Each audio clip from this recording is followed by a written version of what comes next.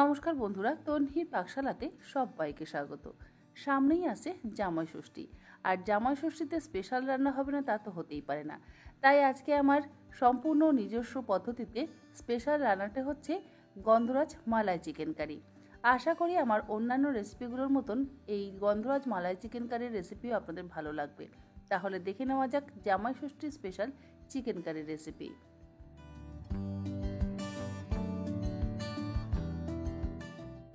গন্ধরাজ মালাই chicken বানাবার জন্য নিয়েছি এখানে 750 গ্রাম উইথ বোন চিকেনের থাইয়ের পিস।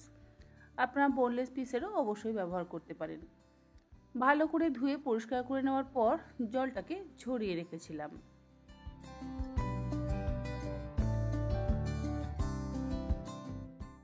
লেগ পিসগুলোতে ছুরি দিয়ে একটু কাট লাগিয়ে নিয়েছি যাতে লেগ পিসের মধ্যে মশলাটা সুন্দরভাবে ঢুকে যায়।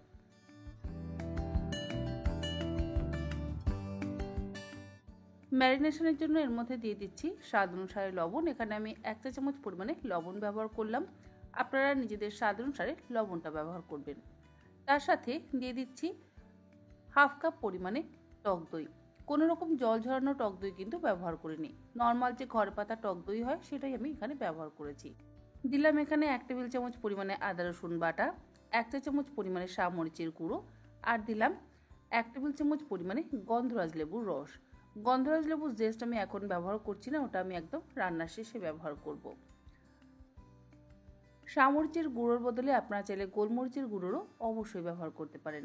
এবারে সমস্ত কিছু একসাথে ভালো করে মিশিয়ে নিয়ে চিকেনের টুকরোগুলোকে মেখে মিনিট 15-20 রেস্টে রেখে দেব। আপনারা চাইলে ওভারনাইটও রাখতে পারেন, আবার চাইলে 2 থেকে 3 ঘন্টাও ম্যারিনেট করে রাখতে পারেন। রান্নাটা করবার জন্য কড়াইতে দিয়ে দিচ্ছি 4 টেবিল চামচ পরিমাণে সাদা তেল। তেল গরম হয়ে গেলে এর মধ্যে কোনো কিছু আর ফোড়ন দিচ্ছি না, ডিরেক্ট এর মধ্যে দিয়ে দিচ্ছি 2 মিডিয়াম সাইজে স্লাইস করে কুচিয়ে নেওয়া পেঁয়াজ। গ্যাসের ফ্লেমটাকে মিডিয়ামে করে দিয়ে পেঁয়াজ কুচিটা হালকা করে ভেজে নেব। খুব বেশি লাল করে ভাজবার কিন্তু প্রয়োজন নেই। বেশি লাল করে যদি ভাজা হয় তাহলে আবার গন্ধরাজ মালাই চিকেনের রঙটা পরিবর্তন হয়ে যাবে, তাই হালকা লাল করে আমি ভেজে নিচ্ছি। এরপরে এর মধ্যে দিয়ে দেব ম্যারিনেট করে রাখা মাংসের টুকরোগুলো। দেখুন কিন্তু আমি খুব বেশি লাল করে ভাজলাম না, হালকা করে ভেজে নিলাম।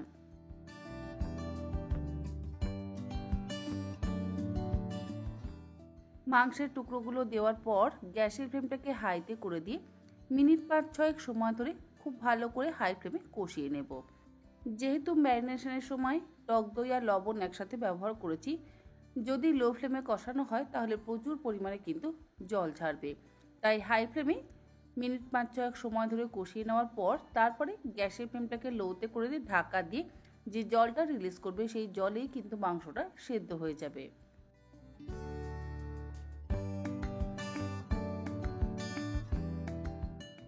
6 থেকে 7 মিনিট কষিয়ে নেওয়ার পর ঢাকা দিয়ে গ্যাসের ফ্লেমটাকে লোতে করে দিয়ে 15 মিনিট ওই মাংসের টুকরোগুলোকে সেদ্ধ হওয়ার জন্য অপেক্ষা করব। 15 মিনিট পর ঢাকাটাকে খুলে নিলাম। দেখুন মাংস থেকে কিন্তু যথেষ্ট পরিমাণে জল বেরিয়েছে, আর সেই জলেই মাংসটা একদম সুসেদ্ধ হয়ে গেছে। এই রান্নাটা হতে কিন্তু খুব একটা সময় লাগে না, আর যদি আপনারা বেশিক্ষণ সময় ধরে ম্যারিনেট করে রাখেন তাহলে তো সময় আরও কম লাগবে। ঢাকাটাকে খুলে নিয়ে আবারও একবার মিশিয়ে নিচ্ছি। গ্যাসের ফ্লেম কিন্তু লোতেই রাখা আছে।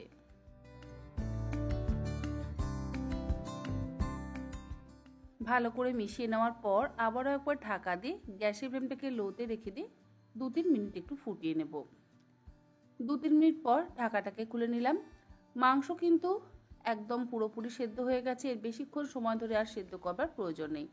দেখবেন ধীরে ধীরে মাংসের হাড় থেকে মাংসটা কিন্তু খুলে আসছে, তখনই বুঝে যাবেন মাংস একদম সুসেদ্ধ হয়ে গেছে। গ্রাইন্ডিং জারের মধ্যে নিয়ে নিলাম 12টা গোটা কাজু। কাজুর আমি গুঁড়ো তৈরি করে নিলাম, জল ছাড়াই কাজুর গুঁড়োটা তৈরি করে নিয়েছি। এবার এই গুঁড়ো কাজুটা দিয়ে দিলাম মাংসের মধ্যে, আর দিয়ে দিলাম হাফ কাপ পরিমাণে গরম জল। লো ফ্লেমেই একসাথে মিশিয়ে নিচ্ছি। এর মধ্যে আমি দুধের ব্যবহার করলাম না, আপনারা চাইলে দুধের ব্যবহারও কিন্তু জলের বদলে করতেই পারেন। গুঁড়ো কাজুটা মিশিয়ে নেওয়ার পর এর মধ্যে দিয়ে দেব ফ্রেশ ক্রিম। ফ্রেশ ক্রিমের বদলে আপনারা চাইলে দুধের সরেরও ব্যবহার করতে পারেন। এখানে আমি 1/3 কাপ পরিমাণে ফ্রেশ ক্রিমের ব্যবহার করেছি। ফ্রেশ ক্রিম দিয়ে একসাথে মিশিয়ে নিচ্ছি। গ্যাসের ফ্লেম লোতে রেখে আরও 2 মিনিট ফুটিয়ে নেব। 2 মিনিট ফুটিয়ে নেওয়ার পর একদম শেষে ঝালের জন্য দিয়ে দিলাম 1 চা চামচ পরিমাণে সামরিচের গুঁড়ো। সামরিচের গুঁড়োর বদলে গোলমরিচের গুঁড়োরও ব্যবহার করতে পারেন। তারপরে গ্যাসের ফ্লেমটাকে বন্ধ করে দিয়ে ওপর থেকে দিয়ে দিচ্ছি গন্ধরাজ লেবুর জেস্ট। গন্ধরাজ লেবুর এই খোসাটা যখন আপনারা গ্রেটারের সাহায্যে গ্রেট করবেন তখন খেয়াল রাখবেন যেন সবুজ অংশটাই পড়ে, সাদা অংশ না পড়ে। সাদা অংশ যদি পড়ে যায় তাহলে আবার তেতো হয়ে যাওয়ার সম্ভাবনা থাকবে, আর তেতো হয়ে গেলে স্বাদ একেবারেই নষ্ট হয়ে যাবে। আমি পুরো লেবুটার গায়ে যে সবুজ অংশটা আছে সেটা অল্প অল্প করে গ্রেটার দিয়ে ঘষে নিচ্ছি। ঘষে নিয়ে সেটা এর মধ্যে দিয়ে দিলাম।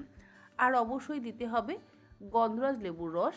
এখানে আমি 1 চা চামচ পরিমাণে গন্ধরাজ লেবুর রস ব্যবহার করছি, আর দেব 1 চা চামচ পরিমাণে চিনি। যেহেতু এখানে আমরা টক দই আর লেবুর রস দুটোই ব্যবহার করেছি, তাই টক ভাবটা ব্যালেন্স করবার জন্য অবশ্যই কিন্তু একটু চিনি ব্যবহার করতে হবে। চিনি না দিলে টকটা বেশি হয়ে যাবে, খেতে ভালো লাগবে না। যেহেতু গন্ধরাজ মালাই চিকেন একটু যদি মিষ্টি মিষ্টি হয় তাহলে কিন্তু খেতে অসম্ভব ভালো লাগবে। সমস্ত কিছু দিয়ে ঢাকা দিয়ে মিনিট 5 স্ট্যান্ডিং টাইমে রাখার পর তারপর এটাকে সার্ভ করছি। রুটি, পরোটা, পোলাও সব কিছুর সাথে খেতে কিন্তু অসম্ভব ভালো লাগবে।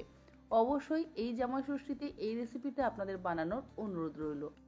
খুব কম উপকরণ এবং কম মশলা ব্যবহার করে যে এত সুন্দর একটা চিকেনের রেসিপি বানানো যায়, যতক্ষণ না আপনারা নিজেরা বানাতে পারবেন ততক্ষণ কিন্তু একেবারেই বুঝতে পারবেন না। আর রেসিপিটা কেমন লাগলো অবশ্যই কিন্তু আমাকে কমেন্ট বক্সে কমেন্ট করে জানাতে একেবারে ভুলবেন না। আজ তাহলে এই পর্যন্ত, আবার হাজির হয়ে যাব অন্যদিন অন্য কোনো রেসিপি নিয়ে।